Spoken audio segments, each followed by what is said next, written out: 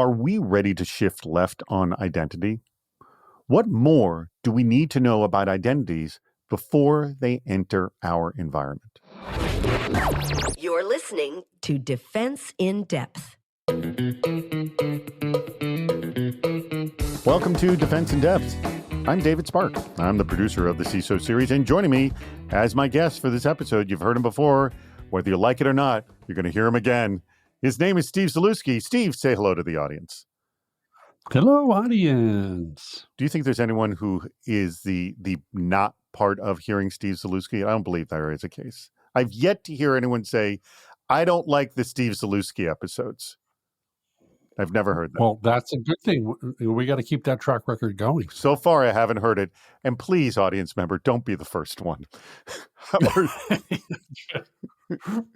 Don't ruin our perfect record. Yes, we're going well so far. Our sponsor for today's episode, a great returning sponsor to the CISO series. Thrilled to have him back. It is SpyCloud. Act on what criminals know about your business. That's SpyCloud.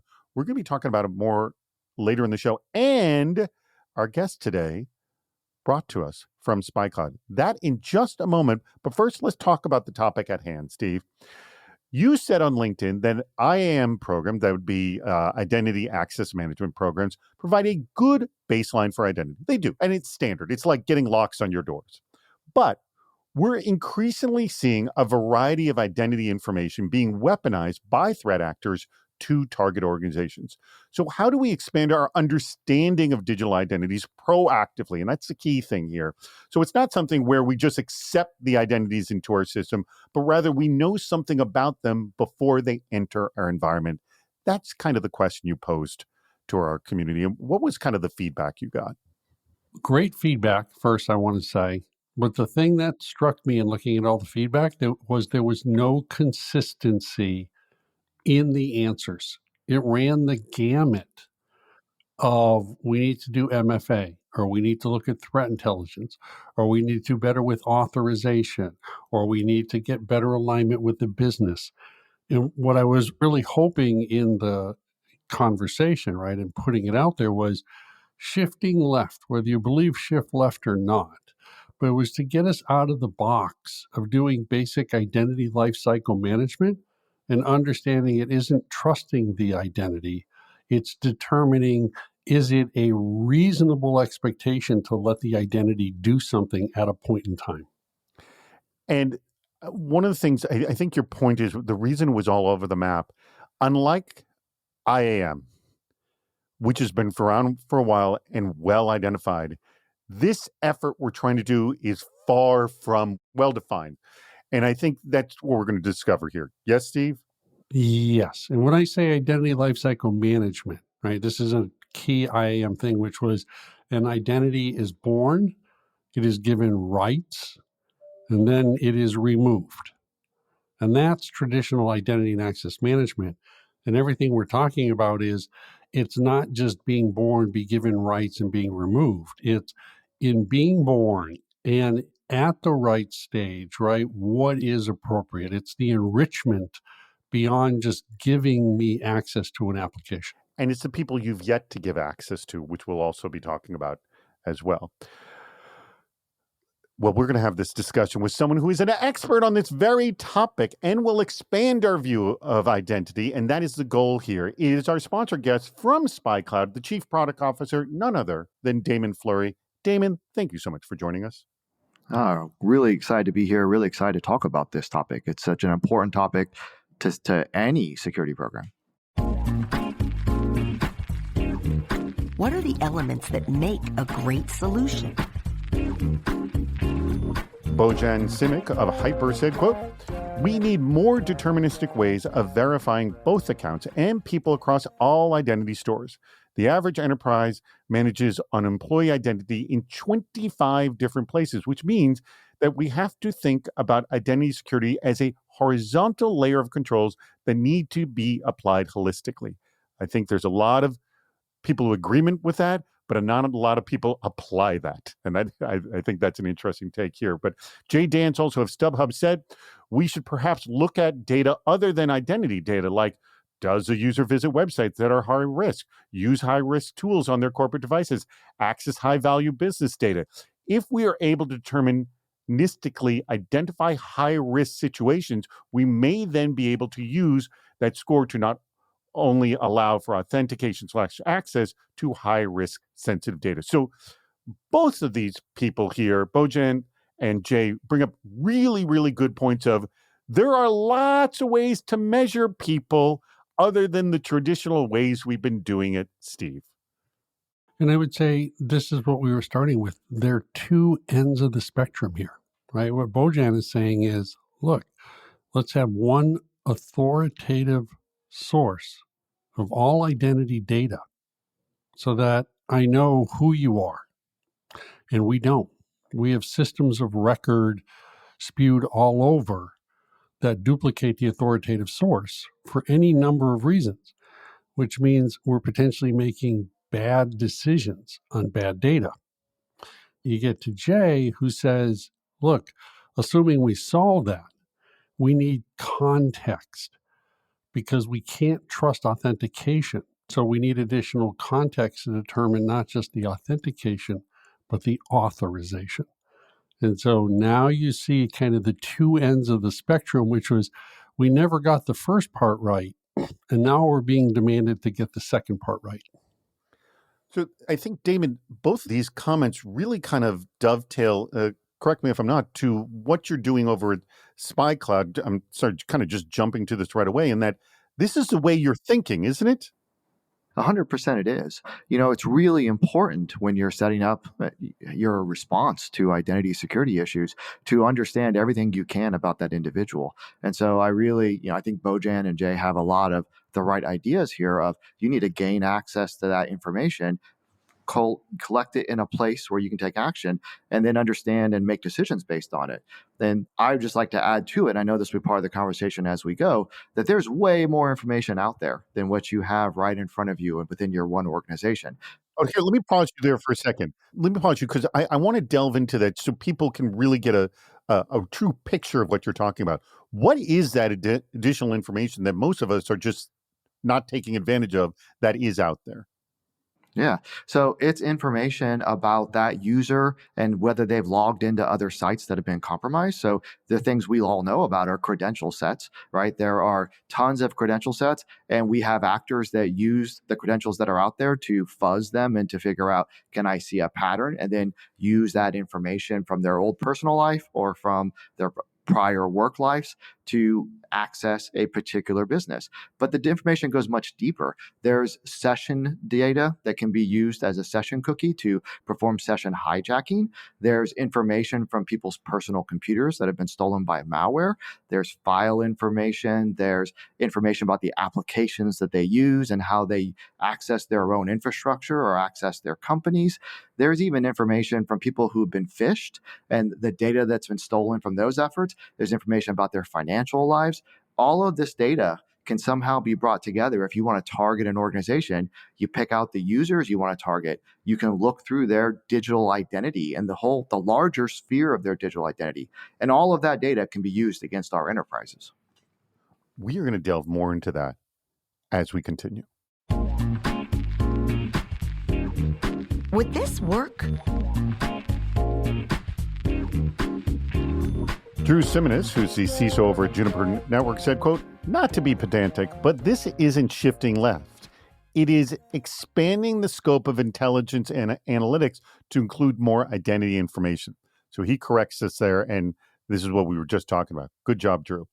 Adam Koblenz of Reveal Security said, quote, we definitely have to move beyond just detecting things like impossible travel and logging in from new countries or devices. Yeah, that's usually how this has been defined to us. And instead move toward detecting and truly anonymous and possibly malicious journey identities take through IDPs and the application and cloud layers. And again, just what you were referring to just moments ago, Damon. And lastly, Andrew Wildler of Community Veterinary Partners said, quote, how can we tailor that access to just in time and authenticated to prevent a bad actor from using that access? This applies to birthright accounts, but even more to non-human accounts. You could use that data to create profiles, to feed UBA, user and identity behavior analytics models, to identify possibly compromised accounts and help create role-based access control models for new employees. All right. I'll start with you, Steve, on this one again. Both Drew and Adam talk about what essentially Damon was just referring to, but Andrew also brings up the issue of non-human accounts. How does this mess up our discussion when we throw this in? For Drew, where he says, look, it's not shifting left, it's expanding. You can also argue it's not shifting left, it's actually shifting up and down. If I look at my enterprise architecture stack and pushing identity down at the API layer, down at the data edge, whereas traditionally we held it at the business application and the network edge. So I want to expand the conversation to say, so when I was asking for shift left, getting out of the box was simply saying, in some way, let's change the conversation. Now, to Andrew's point, I would take it a little further, which is what we're realizing is authentication isn't nearly as good as we want it to be, and it's actually getting worse, not better, because of all the social engineering and ways that we're able to bypass our authentication. Okay, so even providing more context on authentication is actually slowing down a curve that's going in the wrong way. And therefore, we have to look at authorization, where he's going, which was assume it's not Steve that just logged in. And you have to look at how he behaves for authorization, because that's my second line of defense.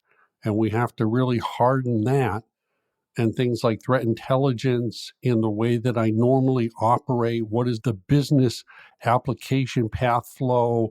How am I looking at data? All of that context enrichment, so that what we can do is make real-time decisions, not on whether Steve is Steve, but is it appropriate for Steve at this point in time to make this transaction?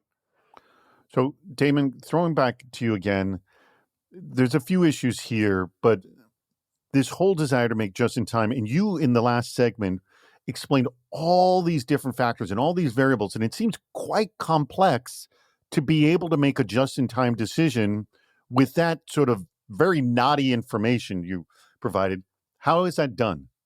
Well, it's through automation. At the end of the day, many of the elements I mentioned, the credentials can be automatically tested and reset. Session cookies can be automatically detected and remediated. Information about whether someone's experienced a malware event can be automatically staged for fixing and for dealing with the stolen data. So automation or orchestration is very available to remediate the most severe of these issues. And this goes exactly to Steve's point of we have to be able to take this data and feed it into our authentication and authorization strategies in an automated way.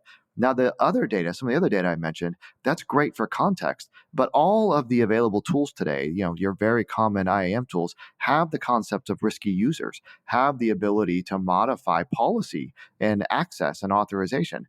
But I mean, straight up, we're just not doing it within our enterprises. We're not taking advantage of this kind of information. Many companies don't have access to the kinds of things I'm talking about, at least not in high enough fidelity to be able to make these decisions. And so, but once you have it, it does exist, then you can do things about it to specifically remediate it. And if I could, I'd like to make one more point. I love Drew's point around, is this really shifting left? And I like Steve's response to it. But I'll also say, I do believe it is actually, this conversation is about shifting left, because I spent a lot of time in incident response before this job. And I can tell you, you're always interested in getting left of boom, right? Left of that really horrible event.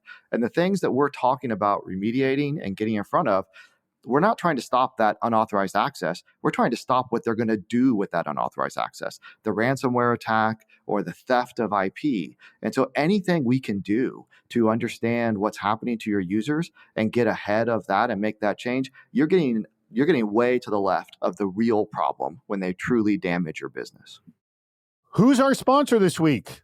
Well, it is SpyCloud, and let me tell you something. It's no surprise, given the constant news about high-profile data breaches, that the criminal underground is booming. But it's really the growth of stolen identity data like passwords, session cookies, and personally identifiable information, or PII, that's fueling this fire. So if you're relying on threat intelligence to understand the risk that stolen employee and customer data poses to your company's risk of cyber attacks, we have news for you. What you really need is to understand exactly what criminals know about your users. The stolen identity data they're using to target your business now. How can they essentially take action on it? So our friends over at SpyCloud, the leader in cybercrime analytics and today's sponsor, know this information and arm security teams with the identity intelligence they need to act on stolen data, whether it was exposed in a breach, an info stealer infection, or a phishing attack. So all the classics, they can help you out. So their automated solutions, what Damon was just talking about, integrate with your favorite tools so you can act on the exact information criminals are using to target your business now without massive effort or overhead, which was my concern. So this is good. So put an end to account takeover, session hijacking, and even ransomware. Yikes. With SpyCloud. Get a report of your users' exposed identity data for free. Actually, I want to let you know the CEO of SpyCloud many years ago did that for me, and boy, was it shocking. So get that information for free over at spycloud.com. Just go to spycloud.com. It's spelled pretty much how it sounds, spycloud.com. Go check them out. What do we have to do now? What can wait? David Alkema of Optiv said, quote, "From the user side, we need to make it easier for individuals to review their permissions and remove themselves from apps and systems to which they no longer need access. I think there are many who would gladly prune their own access. Lastly, use events like the organization chart changes to trigger access reviews." These are interesting tips here. Ashish Shah of Andromeda Security said, quote, "Giving employees self-service access to their own risk and usage data increases your employees' security awareness." I like that. So you can even gamify this. Once users are aware of their standing privileges and corresponding blast risk, you can also drive towards a faster adoption of least privilege and just-in-time in your organization. So this is really interesting, throwing some of this back on the users, Damon. I don't know if this has ever been done and whether it's been done successfully, but I love the fact that if you give them access, they start to understand security concerns. And if they could see the blast radius of their own sort of access, like, oh, I don't want to cause these problems. Like, yeah, please shut it down. Because most people think, no, I want access to everything. But if they were seeing, oh, this thing I never use, I should just shut it down, it would make, it's empowering the individual. Have you seen this happen? And well, let me just leave it at that. Have you seen this happen? Yeah, absolutely. I think those are great points around, individuals understanding more about what their actions mean to a business is really critical. And I can tell you, I've done this more times than I can count that sound just like when our CEO showed you your data on the darknet, David. Those scenarios where we show people what has been taken that can impact them or can impact their business, it's always terrifying and eye-opening at the same time, but then gives you an opportunity to be able to deal with those problems before they happen to you. And I can tell you, being in this business for a number of years now, there's nothing more eye-opening than seeing what the bad guys actually have. We all love to think, yeah, I have a little bit lax on this, a little bit lax on that. I would like having access to HR share that I got when I was in HR. It's much easier that way. But then they start to understand, well, the bad guys actually have your company org chart. The bad guys actually have your logins because you got a malware infection. Well, okay, now I really should shut those things down. So I think that education is really important because we are only as strong as our most tired employee. But at the end of the day, I also think that we cannot rely on education to fix this problem. We cannot wait for everyone to learn the lessons. We have to take automated action, going back to the last point, to remediate these things before the users have a chance to understand them. That is a really good point. Like this, I think the advice here sounds awesome in theory, and it'd be great for security awareness, but it's definitely not enough to solve the problem now. Steve, you're nodding your head. There's two thoughts. You asked me earlier about non-human identities. Non-human identities mean it isn't Steve. It's this thing that therefore really has no history of identity, but I have to allow it to be proxied. Okay. So there's one where you're like, well, that's not going to work so well. But the other part here where it's like, what can wait? And it was something that Damon said earlier, which was, I would love to prevent a breach. Least privilege is awesome as a concept to prevent a breach.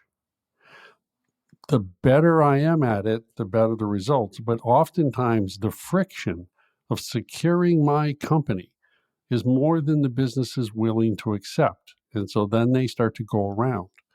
So while we want to prevent, a lot of what we're doing here is introducing defense in depth. It's the, okay, when prevent doesn't work, what do we do to detect and contain and leverage that data to be able to find? And what Damon said is just because they're in, and they generally log in, they don't break in, it takes a while for them to move to actually execute an attack. And the better we are at looking at all this identity data and the threat intelligence gives me multiple opportunities to see those breadcrumbs to stop it. But more interestingly is I've got to be relatively permissive because the business demands it, but I can go shields up. And threat intelligence may allow me to not just identify that it's Steve, but it may be Steve's team, and I can implement higher multi-factor authentication for a day and let them know why. So don't underestimate the what can wait is shields up, okay, is almost waiting until we see that there's a target, but then there's something we can do about it. Is it, let me ask you, is that something you've seen, Damon, or you do with your product? Is that you literally like can dial up the authentication process and dial it down? Because I mean, we've seen this where like, you can turn off MFA for a week if we've authorized this computer. Yeah, we certainly have implementations and customer implementations where they're responding to the reality that one of their users experienced a malware infection on a home computer and that data was stolen and taken to the darknet. Well, you need to increase the risk level and you need to check their credentials. And so you can immediately take different actions. You can force them to re-authenticate every time they log in. There's a whole bunch of step-up methods to further authorize to make sure that they are who you think that they are. And then if you can't get comfortable with it, or if it's a non-human account, you can lock the account. What's the best tool for the job? So Abhishek Singh of Qualys, he offers this. Quote, you can shift left with identity as code. All identity and authorization policies should be expressed as code. Then you can proactively benefit from best practices and code reviews prior to hitting deployment. Now, this does not mean putting secrets in GitHub. That would be the antithesis of forward progress. It means that the actual mechanisms for authentication and authorization needs to be orchestrated at runtime, shift right in a passwordless and ephemeral sense. So it like comes and goes. There is sort of essentially no permanent sort of marker out there. What do you think of this take, Damon? I love it. I mean, and I think I agree wholeheartedly with the spirit what Abhishek is putting forth here. I don't necessarily agree that it always has to be code, but if we take that to mean automation or automated policy enforcement points, then absolutely, if you don't have a policy engine that's either in code or specifically in an automated engine, then you're too slow at the end of the day. You're not going to be able to respond to the needs of your business. You're not going to be able to respond to the inputs, whether it's from threat intel or from a change in the org structure. And so I love this idea that in order to shift left, you have to respond to things as they happen. And the best way to do that is automated. Very good. All right. Steve, I throw this to you. What do you think on this? The value of having everything as code is that I can centralize authentication and authorization. Because if it's in code and it's calling out to common services, I'm 80% of the way there. Okay, because now I can implement my defense in depth where everybody does roll through it. And oftentimes legacy applications have their own password stores, or they can't implement to my SSO policies, or they charge more and I don't have the money. So I'm not able to do that centralization. That's the key, is the centralization of our policies and our data, so that as we get smarter with threat intelligence, we're able to apply it in a variety of stages of access. And I think that's what Abhishek is really getting at to here is we've got to, right, make coding of the authentication and the authorization process not business app specific, okay, not developer specific, but you really do need to embrace the centralization of IAM to really have any chance in this day and age at being able to keep the bad guys at bay. Excellent. Well, that brings us to the almost the end of our session, but this comes to the point where I ask both of you, and I'm going to start with you, Damon, which quote was your favorite? A lot of good stuff in here, a lot of good insight here. Which one was your favorite, Damon? You know, honestly, the one that I was the most attracted to was this conversation of what shifting left means. It would be Drew Simonis, of CISO of Juniper Network.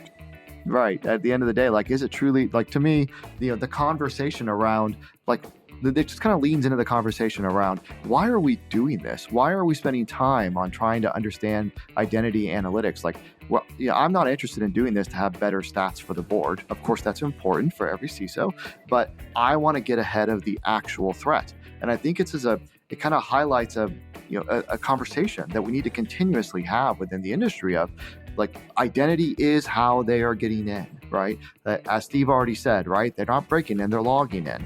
And so we need to really adopt the understanding that we can get ahead of identity threats. We need to make identity security a part of our CISO's purview, which in so many cases it is not. The identity team is often a completely separate organization, and the CISO doesn't have the ability to make changes in that world. And so this isn't it kind of comes to the heart of, do we really understand what it means to stop the bad guys before they get in? And does the CISO really have the ability to take actions to prevent it? All right. He liked the shifting left quote. Steve, which quote was your favorite and why? I'm going to go with Andrew Wilder of Community Veterinary Partners. And the reason why is he said, we have to tailor access to just in time. That's it. We have to pull as much as we can in to be able to delay the decision to the absolute last moment so we have the most context we can. And I just thought that was a really good point about whether you believe in it shift left or not, or up or down, but it's this authentication, authorization, and that neither are perfect, and that's what we have to do. And then the second part is he talks about non-human accounts, because that gets interesting because they don't have a profile. But then he talks about user behavior analytics. And the thing we didn't talk about, but that really strikes home for me is, if I can identify an identity is misbehaving, maliciously, accidentally, whatever, I can do something about it. I can let the automation, deprovision the account. I can hold the account. I know what the identity is. I know what to do. Whereas if I get a bad network packet, what do I do? Okay, if I got a bad policy on DLP, what do I do? And so I think tripling down on identity-centric, right, security controls is huge, because I know how to action a consequence. Excellent advice, both of you. Well, that brings us to the end of the show, and I do want to thank our sponsor, that'd be SpyCloud. Act on what criminals know about your business. I'll tell you, so very briefly, and again, I think it was like 8-9 years ago that Ted Ross, who's the CEO of SpyCloud, showed it to me. He was showing me like what was on the dark web about me, and he kept reassuring me, this is not me breaking into your system and like revealing on my machine your stuff. He goes, this is just publicly out there in the dark web. And I was like, it was one of those eye-opening, like, yikes. Like, yeah, I was shocked to see it, because I just didn't know. And now more and more people know now that is happening all the time. Damon, any last words, any offer you want to make to our audience? I know, like I mentioned about SpyCloud, they can get some information on exposed data, just like I got, if they go to spycloud.com. Are you hiring? Anything else you want to say about SpyCloud? Yeah, I mean, all of those things. Certainly invite everyone to come to spycloud.com and click on the check your exposure link. You can get an updated, view, a little more recent than 8 years of what David saw, a while ago. And then feel free to reach out to us through that website. And we would love to talk more about, the kinds of risks that are facing businesses today. We are absolutely hiring. Seems like we're always hiring and continuing to grow. So we're definitely, if you're looking around, feel free to check the website on the careers page as well. And can they contact you directly through LinkedIn? Yes? Yes. Of course. All right. I mentioned that you heard Damon on the show. That's Damon Fleury, who has been our guest from SpyCloud, the chief product officer over there, and also Steve Zalewski. You hear him all the time. Remember, if you don't like hearing Steve Zalewski on the show, I don't want to hear it. Keep it to yourself. It's the wrong Steve Zalewski. Yeah, it's some other the other Steve personality. Zalewski. That's what I mean. Somebody's ghosting me. That was Yeah. that bad guy. That's right. Yeah, it's somebody pretending to be you. Hey, everybody, we greatly appreciate your contributions and for listening to Defense in Depth. We've reached the end of Defense in Depth. Make sure to subscribe so you don't miss yet another hot topic in cybersecurity. This show thrives on your contributions. Please write a review, leave a comment on LinkedIn or on our site, CISOseries.com, where you'll also see plenty of ways to participate, including recording a question or a comment for the show. If you're interested in sponsoring the podcast, contact David Spark directly at david@cisoseries.com. Thank you for listening to Defense in Depth.